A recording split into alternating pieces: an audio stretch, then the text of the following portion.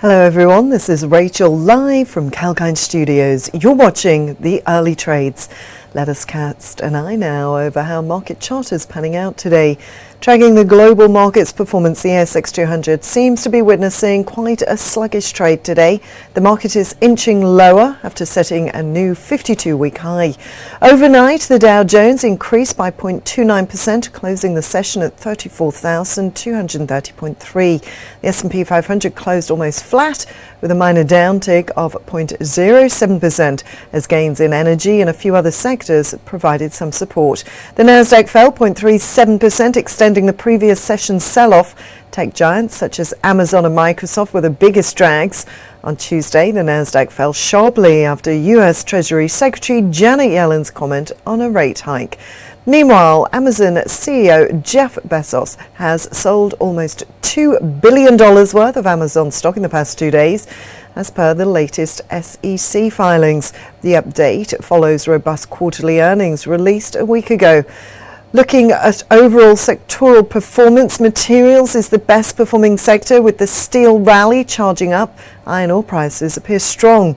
ASX listed iron ore players such as BHP, Fortescue Metals and Tinto are the top gainers on the board.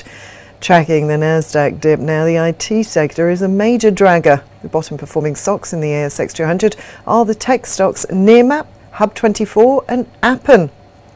The aerial imagery tech firm Nearmap has dived the most in almost 8 months. This is on a US patent complaint.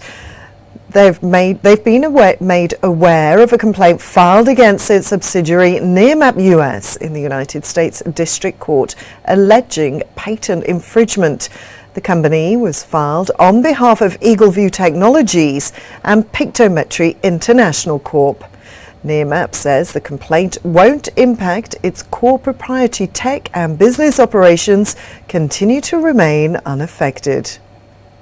Moving on now to other newsmakers. The biggest news of the day comes from the third of the big four banks of the week, the National Australia Bank. The NAB announced a cash profit of $3.34 billion in the first half of 2021, owing to recovery in the economy. The cash profit was 94.8% more than announced in the corresponding period last year. Notably, the NAB has doubled its previous interim dividend after reporting a stronger than expected cash profit during the first half of the year. The bank declared an interim dividend of 60 cents a share. In a presentation at Macquarie Australia conference this morning, the ASX announced that it was on track to meet its guidance for capital spending of $110 to $115 million. It would also meet its operating expense growth range target of 8 to 9% for the full year. Resort and casino owner the Star Entertainment Group has said that even as its performance was improving, COVID-19 restrictions continue to impact the second half of the financial year. Moving on now, established leader in vehicle fleet leasing, fleet management and diversified financial services, the Eclipse Group says its revenue from continuing operations dipped 0.7% to $333.2 million, while cash net profit after tax rose 153.4% to $39.3 million. Media player Southern Cross Media Group announced that its third quarter advertising revenues were down 4.3%. However, it was better than guidance of between 6 and 8% dip.